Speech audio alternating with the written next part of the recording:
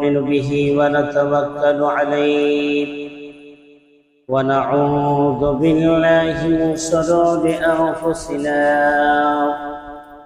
ومن سيئات أعمالنا من يهده الله فلا مضل له ومن يضلله فلا هادي له ونشهد أن لا إله إلا الله وحده لا شريك له ونشهد أن سيدنا وسندنا وحبيبنا ومولانا محمدا عبده ورسوله الذي أرسل إلى الناس كافة بشيرا ونذيرا وداعيا إلى الله بإذنه وسراجا منيرا أما بعد فأعوذ بالله من الشيطان الرجيم بسم الله الرحمن الرحيم ومن الناس من يشتري لهو الحديث ليضل عن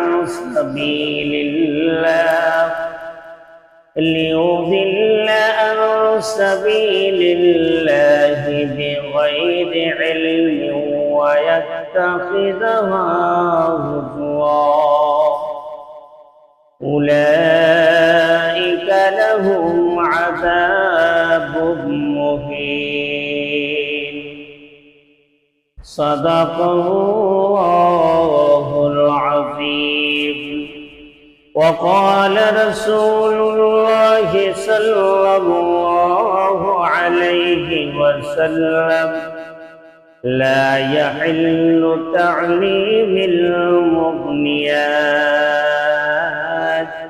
ولا بيعهن وأكمالهن حرام أو كما قال عليه الصلاة والسلام صلى الله على سيدنا ومولانا محمد وعلى آله وأصحابه وسلم صلى الله على سيدنا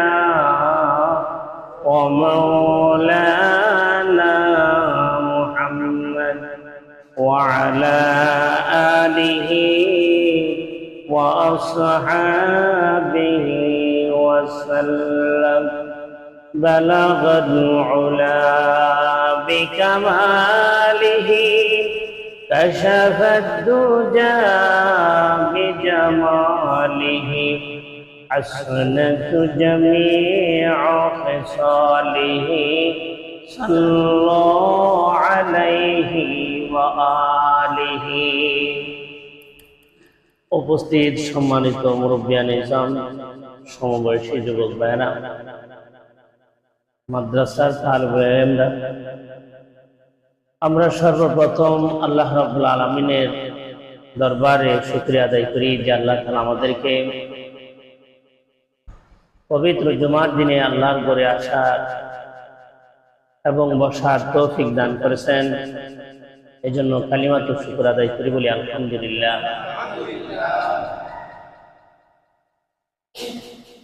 আল্লাহ তাআলা গোটা পৃথিবীটাকে সৃষ্টি করছেন শুধুমাত্র তার বড়ত্ব গুণ বর্ণনা করার জন্য। এটা হলো একটা সার অংশ, সমষ্টি কথা। পৃথিবীতে যা কিছু আল্লাহ তাআলা সৃষ্টি করছেন শুধু আল্লাহর গুণ গাওয়ার জন্য সৃষ্টি।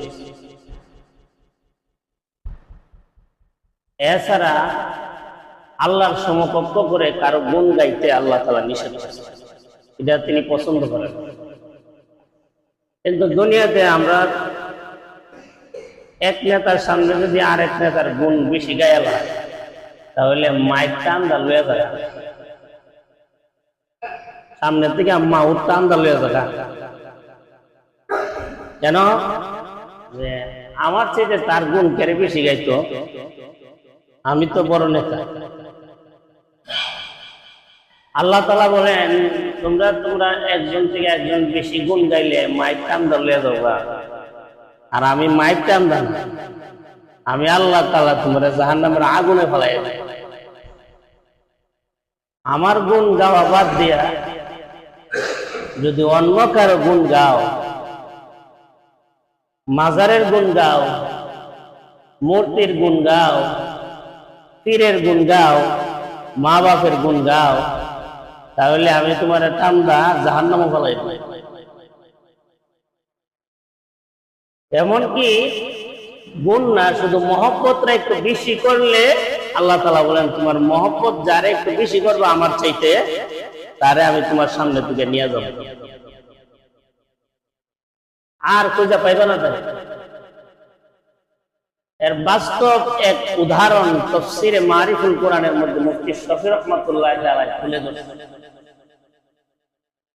হযরত ইউসুফ আলাইহিস সালাম ওনার ভাইদের মধ্যে সবচেয়ে বেশি সুন্দর আছে, আপনারা জানেননি? সুন্দর যে আছে বলা হয়েছে পৃথিবীর অর্ধেক সুন্দর, যত সুন্দর আল্লাহ মাখলুকের মধ্যে দিয়েছে, এর অর্ধেক সুন্দর একাই ইউসুফকে আল্লাহ তাআলা দান করেছে। আর একটু জোরে বলেন সুবহানাল্লাহ। পৃথিবীতে যত সুন্দর আল্লাহ দিয়েছেন, এর অর্ধেক সুন্দর ইউসুফ আলাইহিস সালাম রে একা আল্লাহ তাআলা দিয়েছেন।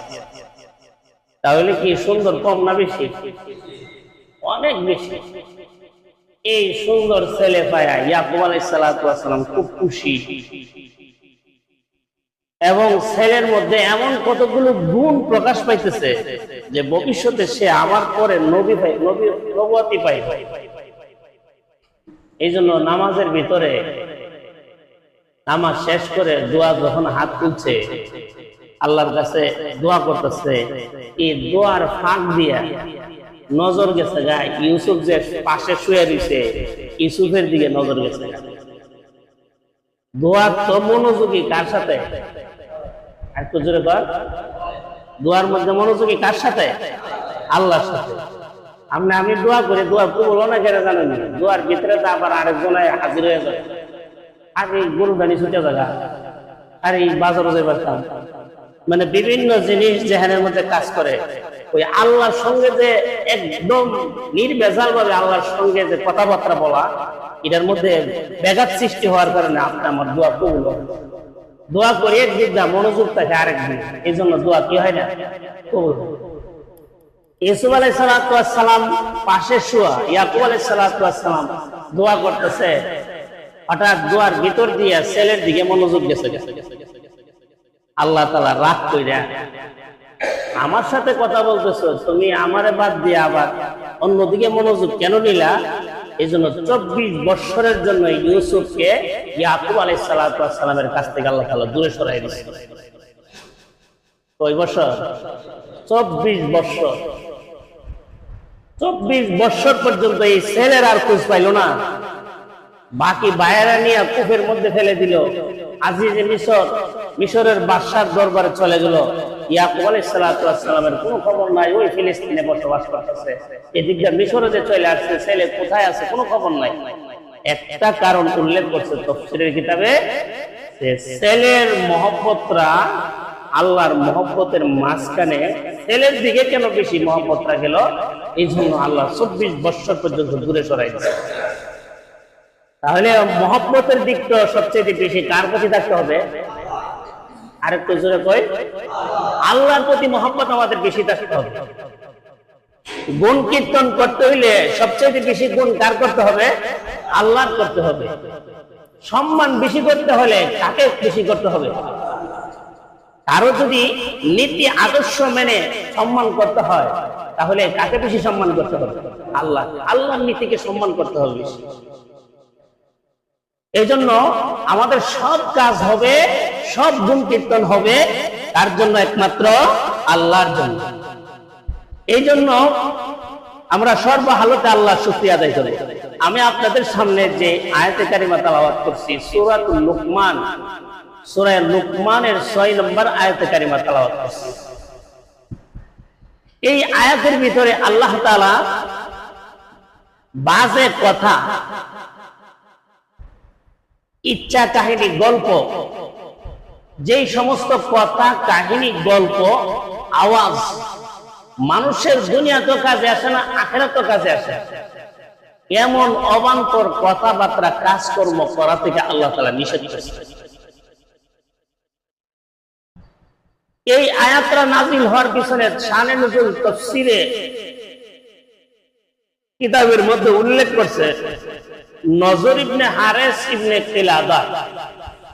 নজর ইবনে হারেস ইবনে কিলাদা, সে আল্লাহর রাসূল যখন কোরআনের আয়াত তেলাওয়াত করে মানুষের কাছে শোনাইতো,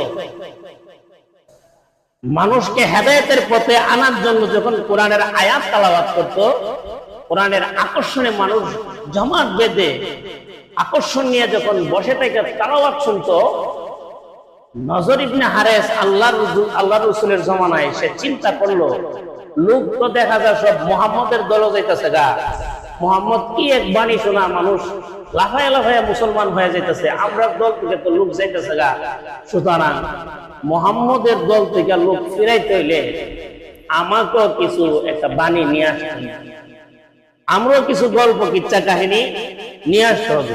কারণ কোরআনের মধ্যে আল্লাহ তাআলা আদ এবং সামুদ এই দুই সম্প্রদায়কে মাটি উলটপালট করে, মানে ভূমিকম্প দিয়ে আল্লাহ তাআলা তাদেরকে ধ্বংস করে দিয়েছে, তারা আল্লাহর নাফরমানি করার কারণে।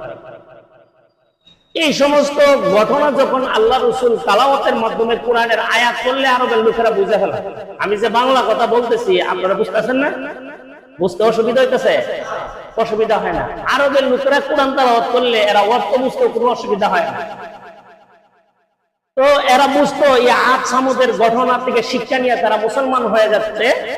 নজর ইবনে হারেস ইবনে কিলাদা, তার এরা সহ্য হইতেছিল না। আবু জাহেলের সাথে পরামর্শ করে ওই বাহির দেশ থেকে অবান্তর কথা, কিচ্ছা কাহিনী, আকর্ষণ সৃষ্টি করার জন্য মহিলা গায়িকা নিয়ে আসতো।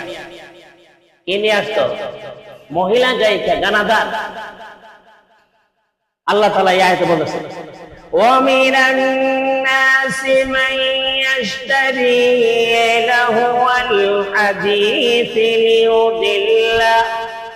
لِيُضِلَّ عَن سَبِيلِ اللَّهِ بِغَيْرِ عِلْمٍ وَيَتَّخِذَهَا هُزُوًا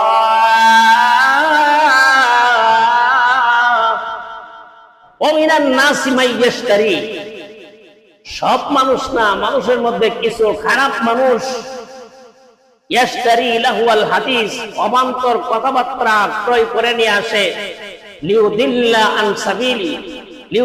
আন সাবিলিল্লাহি, আল্লাহর রাস্তা থেকে মানুষকে পথভ্রষ্ট করার জন্য, গুমরাহ করার জন্য। বিগাইরি ইলমিন, তারা জানে না এই সমস্ত অবান্তর কথার পরিণতি কি হবে, এই সমস্ত গানের প্রতিক্রিয়া কি হবে, এইগুলো তারা জানে না। না জানা সত্ত্বেও তারা অবান্তর কথা, গায়িকা, গায়ক, গানাদারকে তারা ক্রয় করে নিয়ে আসে। ওয়ায়াত্তাখিযুহা হুজুয়া, কেন? কোরআন তেলাওয়াতের সময় তারা গান বাজায় দিবে, যাতে মুসলমানরা কোরআনের তেলাওয়াত শুনতে না পারে। উপহাস, বিদ্রুপ করে মুসলমানদের সঙ্গে।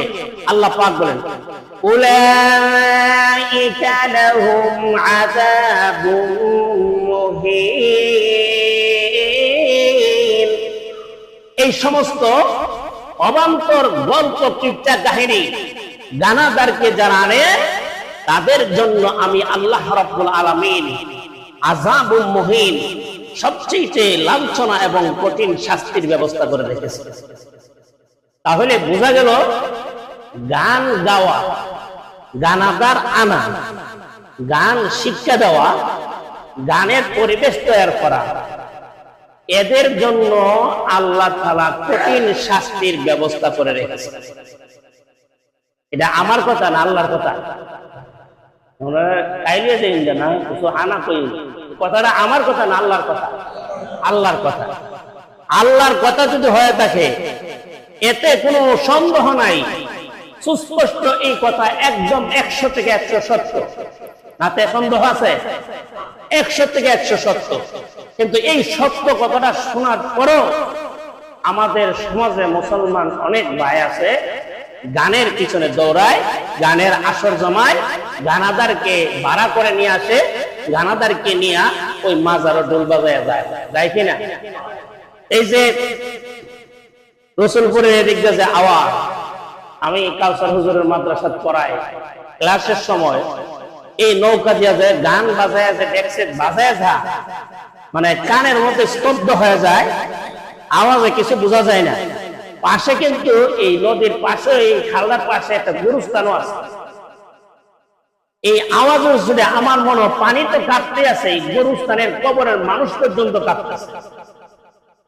এই গান, এই নায়িকা, এই গায়িকা এদেরকে ভাড়া করে আনে, আইনা গান গায়া অশ্লীলতা ছড়ায়া করমপুরের দিকে যা।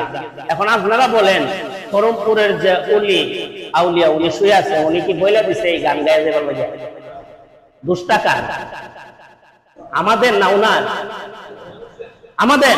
আমরা যারা যাই গান বাজায়া, দুষ্টা আমাদের না, উনির দোষ, আমাদের দোষ। এই কবরের পাশে চতুর্দিক দিয়ে যারা মাজার করছে তাদের দোষ। আল্লাহ রাসূল বলছেন, যারা কবর ফাঁকা করে, কবরের উপরে ঘর তুলে, লানাল্লাহু, আল্লাহর লানত তাদের উপরে। এখন যারা এই গানের পরিবেশ তৈরি করছে, এটাকে ঘর বানায় মাজার তৈরি করছে, এদের উপর লানত। যারা গান বাজায় এই ওলির মাজারে যা, তাদের উপর লানত। এই জন্য গানের আসর করা, গানের বাদ্য আনা, গানের গায়িকা আনা, গানাদার চয়েস করে যাচাই বাছাই করে আনা, এই সমস্ত সম্পূর্ণ এই কাজগুলি সম্পূর্ণ অনার্থক ও কিছু অশ্লীলতা। এখন বুঝে দেখলে বলুন, রাসূল কুরআন তেলাওয়াতের মাধ্যমে মানুষদেরকে ইসলামের দিকে ডাকতেছে, আর নজর ইবনে হারিস ইবনে কিলাদা সে গায়িকা এবং গানের অবান্তর কথাবার্তা নিয়ে আসছে মুসলমানদেরকে ইসলাম থেকে ফিরানোর জন্য, নাকি ইসলামে ঢোকানোর জন্য? ফিরানোর জন্য, যাতে কোরআনের তেলাওয়াত শুনে, কোরআনের বাণী শুনে যাতে মুসলমান না হইতে পারে। এর দ্বারা আমরা বুঝলাম যে কোরআন আসছে মানুষের হেদায়েতের জন্য, আর গানকে আবিষ্কার করা হয়েছে হেদায়েতের পথ থেকে মানুষকে দূরে সরানোর জন্য। বাংলাদেশ চলচ্চিত্রের মধ্যে একজন অনেক বছর ধরে কাজ করছে, ওনার একদিন আলেম সমাজের এক বক্তৃতা অনুষ্ঠানে যে কোনো সুবাদে উনি উপস্থিত হয়েছে।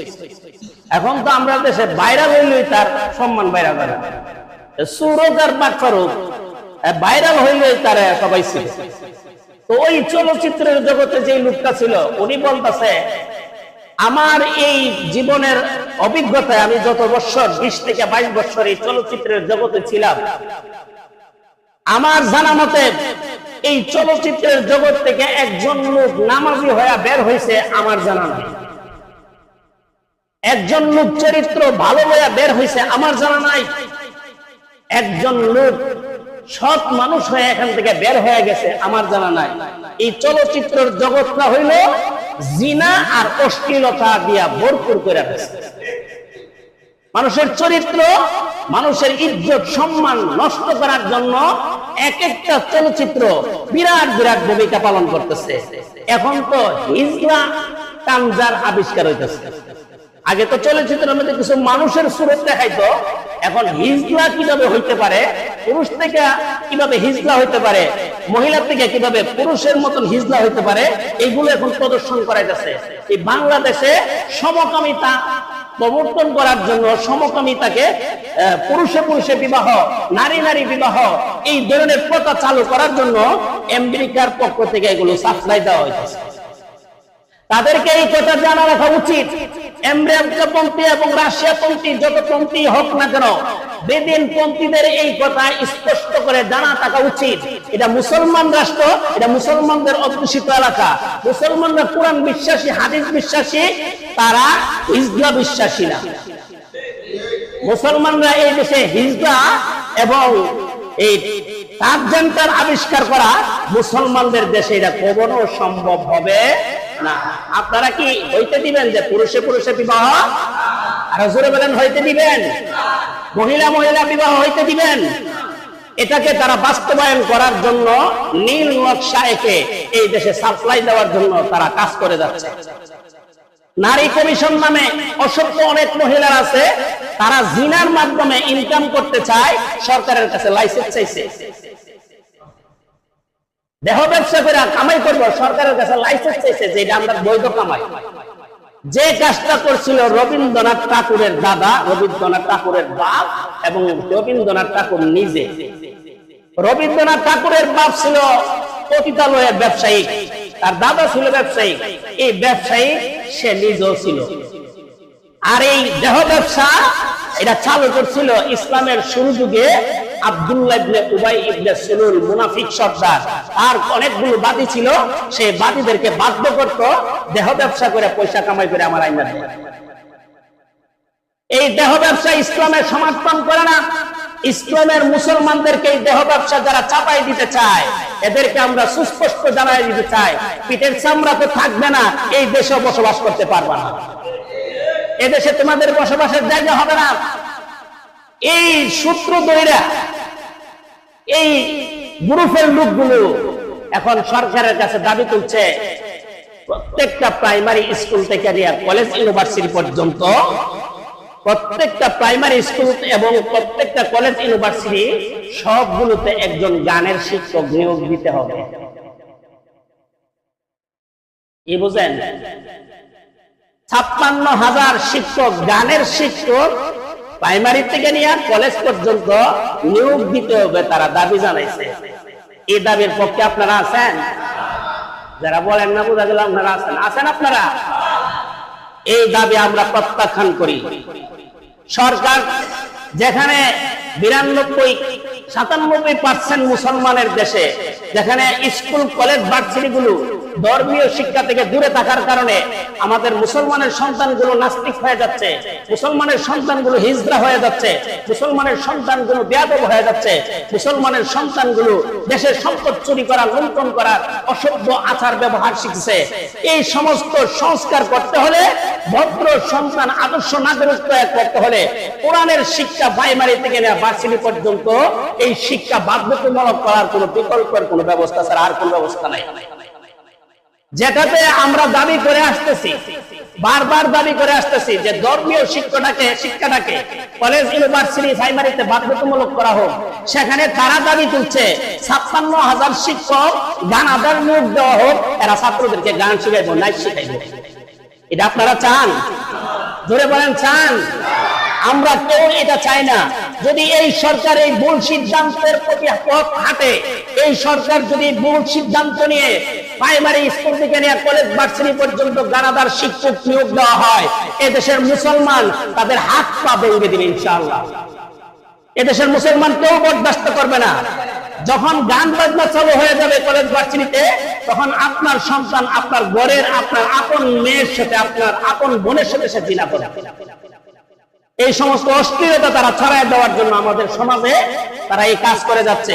এই জন্য আল্লাহ পাক বলছেন, ওই নজর ইবনে কিলাদা, নজর ইবনে হারিস ইবনে কিলাদা বাহির থেকে গায়িকা এনে যেমন মুসলমানদেরকে ইসলাম থেকে দূরে সরানোর জন্য ষড়যন্ত্র করেছিল, ওই বর্তমান জমানার ট্রান্সজেন্ডারের আদর্শ অনুসারীরা, নারী কমিশনারের অনুসারীরা, তারা এই দেশে মুসলমানের সন্তানদেরকে ইসলাম থেকে দূরে সরানোর জন্য এই ষড়যন্ত্র করতেছে। আমাদের সকলকে সচেতন থাকতে হবে। শুধু খাইলে ঘুমাইলে চলবে না। আমাদের দেশটাকে ধ্বংস করার জন্য তারা ধ্বংসের দ্বার প্রান্তে নিয়ে যাচ্ছে। যেখানে ইসলামী হুকুমত প্রতিষ্ঠা হওয়ার কথা, সেখানে গণতন্ত্র দিয়া মুসলমান ভাই ভাইয়ের মধ্যে মারামারি তারা সৃষ্টি করতেছে। এই দেশের সমস্ত মুসলমান ইসলাম মানে, কিন্তু রাজনৈতিক মাঠে গিয়া তারা ইসলাম মানে না। মসজিদে ইসলাম মানে, ঘরে ইসলাম মানে, বিবাহের সময় একজন রাজনীতিবিদ নাই বিবাহ করায় না, একজন আলেম দিয়া বিবাহ করায়। সেই জায়গায় ঘরের জন্ম থেকে নিয়ে মৃত্যুর আগ পর্যন্ত সব জায়গায় ইসলাম মানে, কিন্তু রাজনীতির মাঠে দেশ চালানোর ক্ষেত্রে আলেম মানে না, ইসলাম মানে না। তারা ইসলাম মানলো, এরা মুনাফিক মুসলমান। এরা মুনাফিক। যারা রাষ্ট্রীয় ক্ষমতায় ইসলাম দেখতে চায় না তারা মুসলমান না। তারা কি? জোরে বলেন, তারা কি? এখন আমি যদি আমার শক্তি, আমার সমর্থন, আমার অর্থ, আমার টাকা পয়সা, আমার মেধা শক্তি, আমার শিক্ষাগত যোগ্যতা গণতন্ত্র প্রতিষ্ঠা করার জন্য যদি ব্যয় করি, আসরের দিন আমার নাম, আমি মুসলমান, দুনিয়ার টুপি পাঞ্জাবি দাড়ি থাকলেও আসরের দিন গিয়ে দেখবেন আপনি আমার নাম মুসলমান নাই, মুনাফিকের কাতারে আছে। এই জন্য আমাদেরকে সর্বত্র ইসলাম মানতে হবে। যদি আমরা সর্বত্র ইসলাম মানি, এই গানের শিক্ষক প্রাইমারি স্কুলে নিয়োগ দেওয়া সম্ভব হবে না। আপনারা সবাই আওয়াজ করে বলবেন, আমরা প্রাইমারি স্কুল এবং ভার্সিটি পর্যায় পর্যন্ত কোন জায়গায় কোন গানাদার শিক্ষক আমরা চাই। তাহলে আমরা কি চাই? আমরা চাই প্রাইমারি থেকে নিয়ে ভার্সিটি পর্যায় পর্যন্ত সব শিক্ষাঙ্গনে একজন অন্তত পক্ষে কমসে কম একজন ধর্মীয় শিক্ষক নিয়োগ দেওয়া হোক। এটা আমরা চাই কিনা? আল্লাহ তাআলা আমাদের দেশের বর্তমান যে সরকার আছে ওনার মাথায় সুবুদ্ধি উদয় করুক। ওনার এই যেখানে আল্লাহ তাআলা এই কথা বদ্ধমূলক করে দাও যে মুসলমানদের রাষ্ট্রের অস্তিত্ব ঠিক রাখার জন্য, মুসলমানদের অধিকারকে প্রতিষ্ঠা করার জন্য, মুসলমানদের সন্তানরা যেন সুশিক্ষা পায়, এর জন্য উনি প্রত্যেকটা প্রতিষ্ঠানে, স্কুল, কলেজ, ইউনিভার্সিটি সবগুলোতে কমপক্ষে একজন হইলে ধর্মীয় শিক্ষক নিয়োগ করার আল্লাহ তাআলা ওনাকে তৌফিক দান করুন। যারা ষড়যন্ত্র করতেছে, জুলুম করতেছে, সমস্ত ষড়যন্ত্র জুলুম থেকে আল্লাহ তাআলা আমাদেরকে সকলকে বাঁচার তৌফিক দান করুন। ওমা আলাইনা ইল্লাল বালাগ। আসসালামু আলাইকুম।